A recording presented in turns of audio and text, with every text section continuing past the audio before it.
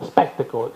Oh, vabbè. Allora, dicevo prima che il libro è fatto di diverse parti. C'è una prefazione che ha fatto l'autore, è stato gentile, che l'ha scritta per me, l'introduzione che ho fatto io, c'è il prologo, che è una paginetta, e dal prologo vi leggo un attimino che cosa c'è.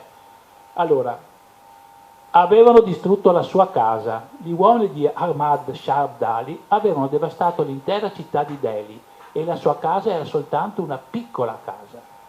Sarebbe stato difficile per gli scatenati afghani accorgersi di quella distruzione in quella furia di saccheggio e di ricerca di bottino. Non era una grande casa, solo la fama della poesia del proprietario aveva condotto nobili e ricchi alla sua porta. Erano stati generosi di lodi e spilorci nell'aprire la borsa. Questo aveva significato vivere di un magro guadagno, quello di un mendicante o di un poeta, o quello di un poeta mendicante. Ma la sua dimora gli aveva almeno riparato la testa dalla pioggia e la schiena dal sole. Ora non possedeva nulla, o meglio, aveva solo la sua libertà. Ciò dipendeva da come si considerava la cosa, così supponeva. Ecco, quindi la libertà è la cosa principale che lui possiede. Il più grande valore che lui possiede è la libertà e la esprime anche nei racconti che farà e anche nel suo modo di concepire la vita, no? Poi vediamo un attimino anche sul carattere, continuiamo sul carattere del cantastorie.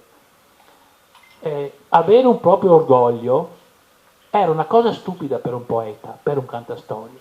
Dopotutto, da chi avrebbe dovuto ricevere ricchezze un artista se non dai ricchi? E chi se non il ricco poteva dare valore alla bellezza? Egli non era una scelta che poteva cantare i suoi versi in un santuario, confidando nella grazia di Dio o sulle piccole offerte di migliaia di mani sudice che potessero sfamarlo.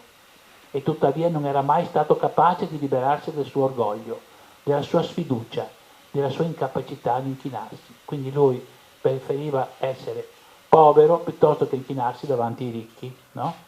E quindi è un orgoglio nel suo carattere. Cosa succede? Che lui si trova a fuggire, come si diceva prima, dalla sua città e nel suo vagabondaggio incontra un gruppo di mercanti di asini, no?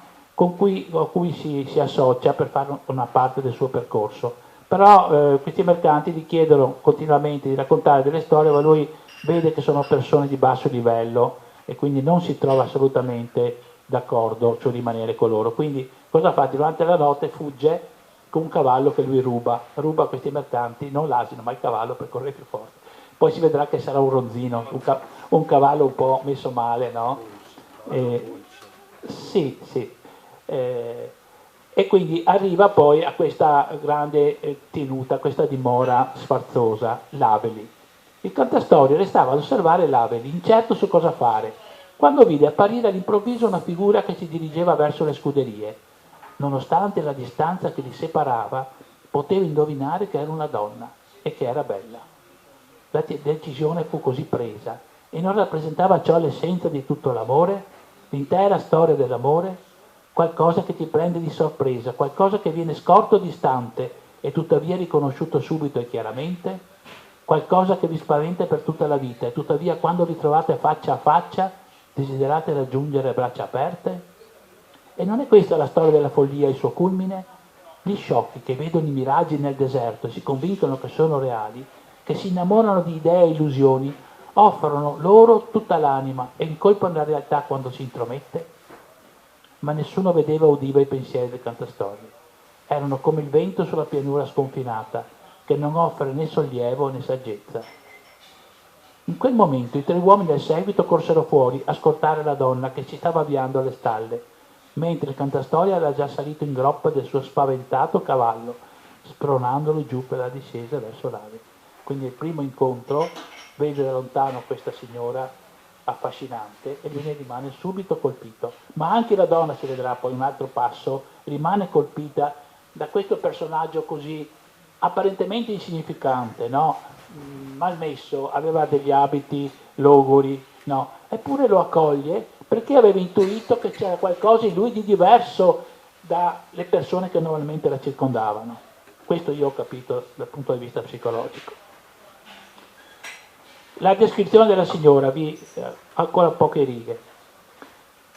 Le parole ripulirono lo spazio circostante, lasciando un silenzio al loro nascere, una nuova realtà, un nuovo mondo dove non era sconveniente per lui fissare direttamente alla signora e in quei momenti le beve della sua bellezza. Sembrava che ella avesse dominio sul colore nero. La scura ricchezza della sua chioma ne circondava il viso e allo stesso modo il trucco ne rimarcava gli occhi.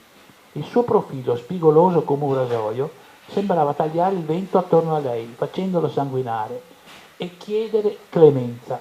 Per un attimo l'immagine rimase sospesa, poi lei mosse le palpebre e le lunghe ciglia che gli nascosero gli occhi. Ecco, questi sono dei brani che ce ne sono altri che mi hanno colpito e che dicono un po' qual è la tematica: l'amore, la bellezza, il coraggio, l'amicizia, la lealtà, no? Questi sono valori universali che lui vuole far vedere e raccontare in questo libro. E ha citato poi Aristotele alla fine, dice, anzi all'inizio del libro: l'uomo è un animale sociale, è un uomo solo, senza società, è un dio o un mostro. Anche lo stesso Cantastorie aveva bisogno di qualcuno che ascoltasse le sue storie.